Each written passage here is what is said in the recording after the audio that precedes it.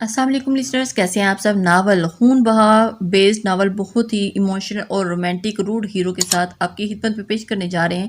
Listeners, آپ video کو and تک ضرور دیکھیے گا اور چلتے ہیں پارٹ نمبر 12 کی جانب۔ میں یشب کو تو ٹھنڈا کر چکی ہوں اس معاملے پر مہرو بھابی کو کیسے قائل کروں گی؟ یشب نے ٹھیک ہی کہا تھا، مہرو بھابی کے لیے ہرگز آسان نہیں ہوگا شمس لالہ کو اپنے شوہر کے روپ میں قبول کرنا۔ وہ سوچتی ہوئی سیڑھیاں اتر رہی تھی جب گل نے بی بی جان کا پیغام دیا۔ وہ ہیر کو اپنے کمرے میں بلا رہی تھی۔ ہیر بلاوے پر ان کے کمرے کی طرف بڑھ گئی۔ بی بی جان، آپ نے بلایا؟ اس نے بی بی جان کے کمرے میں آ کر پوچھا۔ ہاں آؤ بیٹا، مجھے ضروری بات کرنی ہے۔ ہیر جانتی تھی کہ ضروری بات کیا ہوگی، اس لیے سر ہلاتی ان کے سامنے بیٹھ گئی۔ خان نے مجھے بتایا کہ لال حویلی والوں نے کیوں بلوایا تھا انہیں۔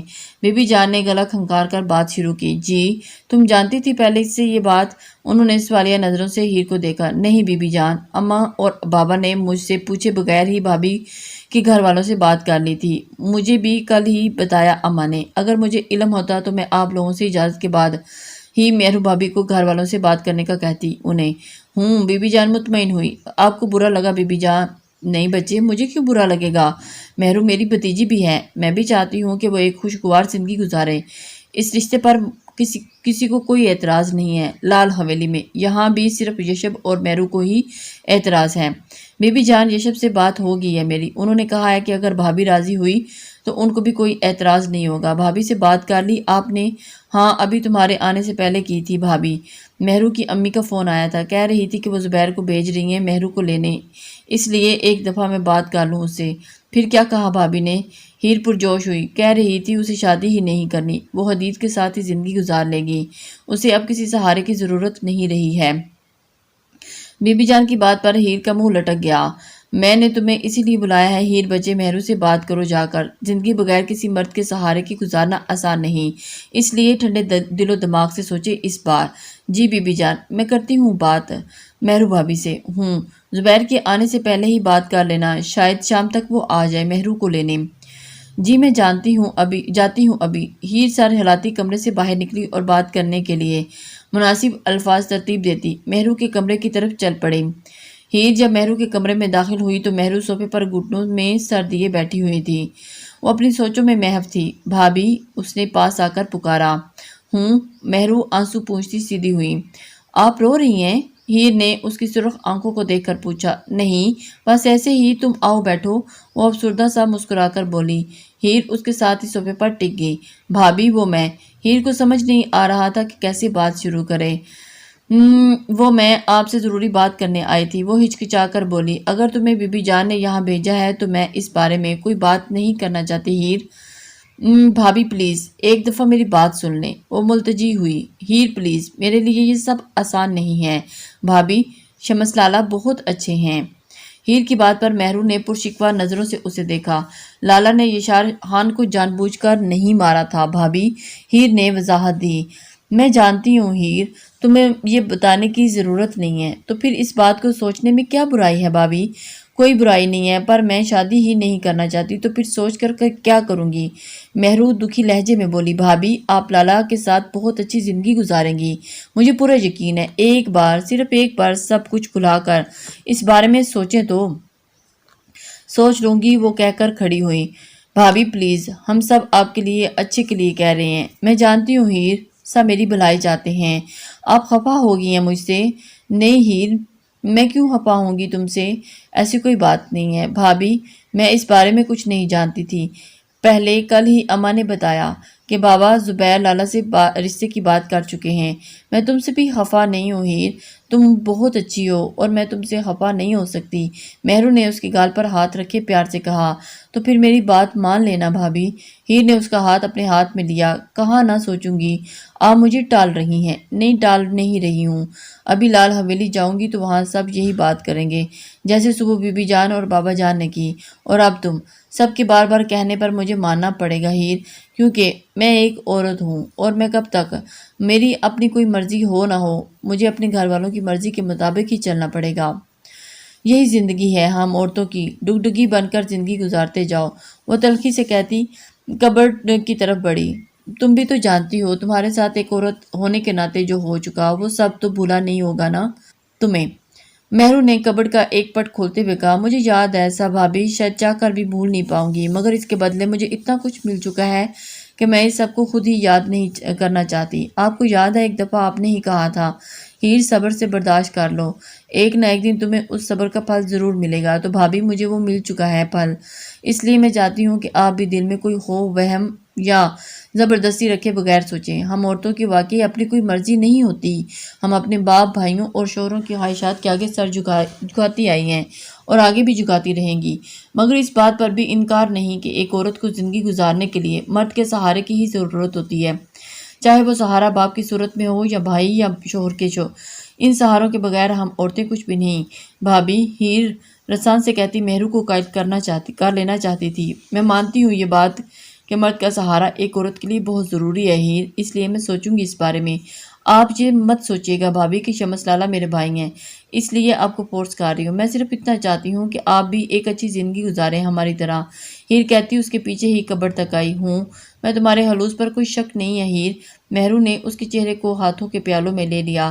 بھابھی، آپ شمس لالہ کے ساتھ بہت خوش رہیں گی، اس لیے میری ریکویسٹ ہے کہ آپ اس بارے میں ضرور سوچیے گا، کسی بھی دباؤ کے بغیر۔ ہیر نے اس کے ہاتھ اپنے ہاتھوں میں تھام کر دبائے۔ میری خواہش ہے کہ آپ میری بھابھی بنیں، وہ مسکرا کر بولی۔ ہوں، سوچوں گی ضرور۔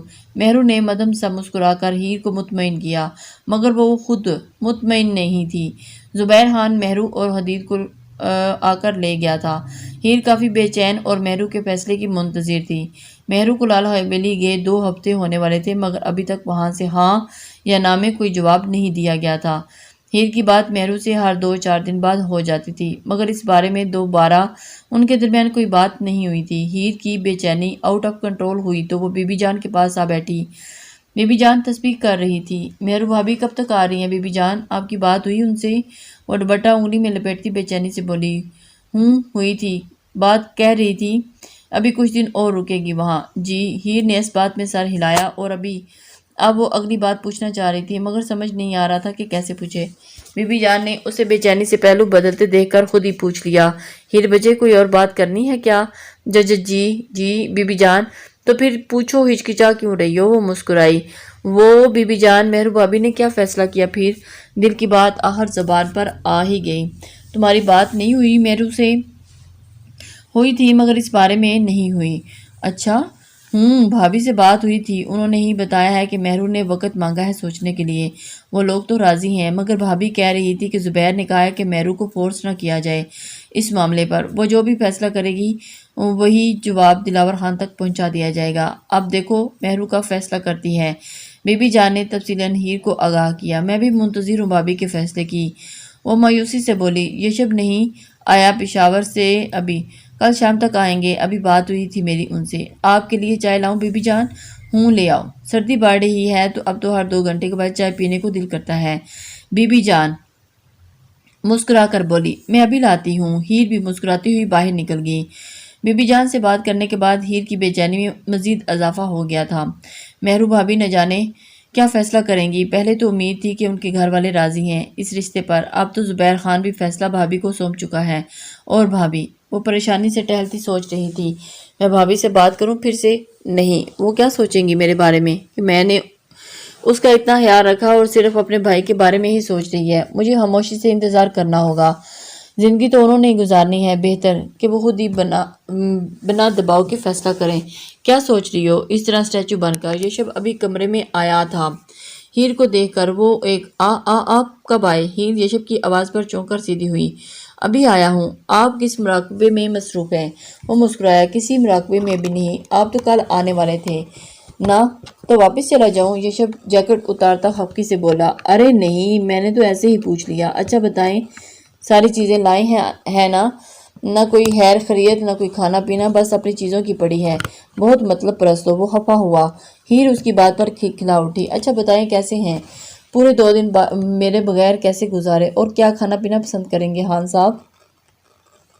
وہ شرارت سے کہتی دل پر ہاتھ رکھے جھکی۔ یشب اس کی حرکت پر مسکرایا۔ 2 دن بہت خراب گزرے تمہارے بغیر، تم جیسی چڑیل مجھے اپنا عادی ہی اس قدر بنا چکی ہے کہ اب تمہارے بغیر ایک دن بھی گزارنا مشکل ہے۔ یشب بات کرتے ہوئے اس کی طرف بڑھ رہا تھا۔ میں ہوں ہی ایسی کہ لوگ جلد ہی میرے اسیر ہو جاتے ہیں، وہ اترا کر بولی۔ بالکل، یشب مسکراہٹ دباتا اس تک پہنچا۔ یشب کیا کر رہے ہیں؟ ہیر اس کی گرفت میں مچلی۔ آپ 2 دن کا رومانس بھی تو کرنا ہے جو ڈیو ہے۔ وہ آنکھ دباتا بولا، بہت خراب ہیں آپ، پہلے شاور لے کر فریش ہو، کچھ کھا پی لیں، پھر رومانس کر لیجیے گا، لہٰذا آپ مجھے چھوڑیں۔ وہ کاموں کو بے ترتیب دے کر بولی، تم ایسا کرو، ایک رومانس چارٹ بنا کر کمرے میں دروازے کے پاس لٹکا دو جس پر رومانس کرنے کا دن اور ٹائم لکھا ہو تاکہ مجھے آسانی ہو سکے۔ سارے موڈ کو خراب کر دیتی ہو۔ یشب چڑتا خوفی سے بولا، اچھا بس اتنے معصوم مت بنیں جیسے میں تو آپ کو جانتی نہیں۔ ہیر مسکراتے ہوئے اس کی گرفت سے نکلی، میں آپ کے لیے چائے لینے جا رہی ہوں، تب تک فریش ہو جائیں، ہری اپ۔ چائے تمہارے ہاتھ کی نہ ہو تو چلے گی ورنہ رہنے دو چائے۔ یشب بدمزہ منہ بنا کر بولا، ارے اب اتنی بری بھی نہیں بناتی۔ وہ خفا ہوئی، یہ تو ان سے ہی پوچھو جو تمہارے ہاتھ کی جو شاندار نما چائے پینے کا شرف حاصل کر چکے ہیں۔ اور پھر ہوں تو ہل کر ایک گلاس تک پانی نہیں پی سکتے اور دوسروں کی ہی بنی چیزوں میں نقص نکالتے ہیں۔ اور ناک چڑھا کر بولی، بہت چلاک ہوتی جا رہی ہو تم، پھر بھی آپ سے کام ہی ہو۔ وہ بھی بدلہ چکاتی باہر کو بھاگی کیونکہ یشب اسے پکڑنے کو آگے بڑھا تھا، پر ہیر نے بر وقت باہر نکل کر دروازہ بند کر دیا تھا۔ مہرو اپنے کمرے کی کھڑکی میں کھڑی تھی۔ اسے لال حویلی آئے 2 ہفتوں سے اوپر ہو گیا تھا جب یہاں آئی تھی تو اماں نے زبیر لالہ کی موجودگی میں ہی اس سے شمس خان کے پرپوزل کی بات کی تھی۔ اس کی ہچکچاہٹ دیکھتے ہی زبیر نے یہ کہہ کر اسے مطمئن کر دیا تھا کہ اس کے ساتھ کوئی زبردستی نہیں ہوگی، وہ جو بھی فیصلہ کرے گی وہی سب کو قبول ہوگا، جس کی وجہ سے مہرو کافی پرسکون ہو گئی تھی۔ مگر اب وہ کوئی فیصلہ نہیں کر پا رہی تھی کیونکہ زبیر لالہ نے جو دوسرا آپشن اس کے سامنے رکھا تھا اس سے وہ پھر سے اپسٹ ہو گئی تھی۔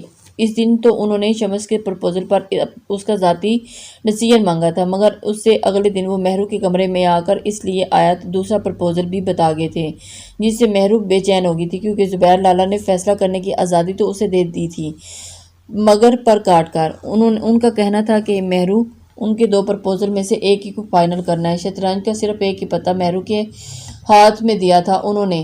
مہرو نے بھی ٹھیک کہا تھا، ہم عورتیں اپنے مردوں کے لیے قربانی دیتی آئی ہیں اور دیتی رہیں گی۔ دوسرا پرپوزل مہرو کے تایا زاد ابرار خان کا تھا جس کے 3 بچے تھے۔ بڑا بیٹا 10 سال کا تھا، بیوی چند ماہ پہلے چل بسی تھی اور پھر ابرار خان شادی کی سمائی تھی۔ مہرو ابرار خان کے رنگین مزاج کو برسوں سے پہلے جانتی تھی، جانتے تو سبھی تھے، پھر بھی زبیر لالہ نے نہ جانے کیوں ان لوگوں کو منع کیے بغیر پرپوزل مہرو کے سامنے رکھ دیا۔ اب مہرو کے پاس صرف 2 آپشن تھے، شمس خان یا ابرار خان۔ اسے ان دونوں میں سے کسی ایک کو سلیکٹ کرنا تھا۔ انکار کا آپشن زبیر خان اس سے واپس لے چکا تھا۔ وہ کوئی بھی فیصلہ نہیں کر پا رہی تھی، اس لیے اس نے واپس جانے کا سوچا تھا تاکہ وہاں جا کر یشب سے مشورہ کر سکے۔ وہ بھابھی، دیور اور کزنز کے علاوہ اچھے دوست بھی تھے، وہ بلا جھجک اپنے پرسنلز ایک دوسرے سے شیئر کر لیا کرتے تھے، اس لیے مہرو نے یشب سے مشورہ کرنے کا سوچ کر خود کو مطمئن کر لیا تھا۔ مہرو جانے سے پہلے شہربانو سے ملنے آئی تھی۔ شہربانو مہرو کی خالہ زاد اور ابرار کی چھوٹی بیبی تھی۔ کافی دیر شہربانو سے باتیں کرنے کے بعد واپس آنے کے لیے راہداری میں سے گزر رہی تھی جب سامنے سے ابرار خان آتا دکھائی دیا۔ مہرو نے اسے دیکھ کر سر جھکا لیا اور بڑے بڑے قدم اٹھانے لگی تاکہ جلدی سے باہر نکل جائے، مگر ابرار خان اس کے برابر آتے ہی بازو پھیلا کر راستہ روکا۔ کیا بدتمیزی ہے، وہ سر اٹھا کر ناگواری سے بولی۔ میں نے رشتہ بھجوایا تھا مگر زبیر نے مجھے کوئی جواب نہیں دیا۔ وہ گردن اکڑا کر بولا، تو کب تک جواب ملے گا؟ وہ کلپ لگی گردن اکڑائے کھڑا تھا۔ ابرار لالہ، ابھی بھابھی کو مرے صرف 3 ماہ ہوئے ہیں اور آپ کو شادی کی پڑ گئی، مہرو نے شرم دلانا چاہیے۔ اس کی بات پر وہ مونچھوں کو بل دیتا مسکرایا، میں مرد ہوں، مرد۔ مہرو بی بی، مرد ہیں تو مرد بنے، یوں اپنے گھر کی بہن بیٹیوں کا راستہ روک کر۔ مہرو نے اس کی طرف دیکھا اور ابرار خان کی آنکھوں میں ہمیشہ والی گندگی دیکھ کر وہ بات ادھوری چھوڑتی سائڈ سے ہو کر آگے بڑھ گئی۔ چیپ انسان، وہ بڑبڑاتی ہوئی باہر نکلی۔ مہرو نے جب سے جوانی میں قدم رکھا تھا تب سے ہی اس نے ابرار خان سے کترانا شروع کر دیا تھا۔ ایک تو وہ رنگین مزاج تھا، مرد تھا اور کلی کلی منڈلانے والا۔ دوسرا، مہرو کو ہمیشہ اس کی بے باک کی نظروں سے الجھن ہوتی تھی۔ جب کبھی مہرو کی نظریں اس کی نظروں سے ملتی تو مہرو کا دل چاہتا کہ وہ کہیں چھپ جائے، کسی ایسی جگہ پر جہاں ابرار کی گندی اور بے باک نظریں اس تک نہ پہنچ پائیں۔ حالانکہ وہ مہرو سے 14-15 سال بڑا تھا، پھر بھی مہرو اس کے سامنے آنے سے کتراتی تھی۔ شادی سے پہلے تو بتایا کہ گھر آتے ہوئے بھی بانو کو ہمیشہ ساتھ لاتی، ابرار خان سے متعلق اپنے دل میں موجود خوف کی وجہ سے۔ اب وہ کیوں کر اس شخص کے حق میں فیصلہ دے گی جس کی نگاہوں کی بے پردہ تپش سے ایک عرصہ سے اس نے کتراتے اور چھپتے گزارا تھا۔ مہرو نے واپسی کے چند منٹوں میں ہی فیصلہ کر لیا تھا۔ ابرار خان سے تھوڑی دیر کی ملاقات سے ہی اس نے ڈیسیژن لینے میں مددگار ثابت ہوئی تھی۔ اوفو، یہ شب مجھے یقین نہیں آ رہا کیسا ہو چکا ہے، ہیر خوشی سے بھرپور آواز میں چہکی۔ یہ شب ہاتھوں میں سر گرائے بیٹھا تھا۔ ابھی کچھ دیر پہلے لال حویلی سے فون آیا تھا، مہرو بھابی نے شمس خان کے حق میں فیصلہ دے دیا ہے۔ جب یہ خبر سنی تو ہیر کے تو قدم زمین پر نہیں ٹک رہے تھے اور اس کے برعکس یہ شب سنجیدہ اور خاموش سا تھا۔ یہ شب نے ہیر کی بات پر سر اٹھا کر اس کے خوشی سے جگمگاتے چہرے کو دیکھا اور لمبی لمبی سانس لیتا اٹھ کر ہیر کی طرف آیا۔ میں ابھی ایک تھپڑ سے یقین دلا دیتا ہوں تمہیں ایسا ہو چکا ہے۔ یہ شب نے اسے ڈریسنگ ٹیبل کے سامنے پیچھے سے حصار میں لے لیا۔ ویری فنی، ہیر نے ناک چڑھایا۔ اٹس ناٹ فنی، آئی کین ڈو۔ میں جانتی ہوں آپ ایسا کر سکتے ہو، ماضی میں کافی تھپڑ کھا چکی ہوں، بھول جاؤ ماضی کو۔ یہ شب نے اس کی لٹ انگلی پر لپیٹی۔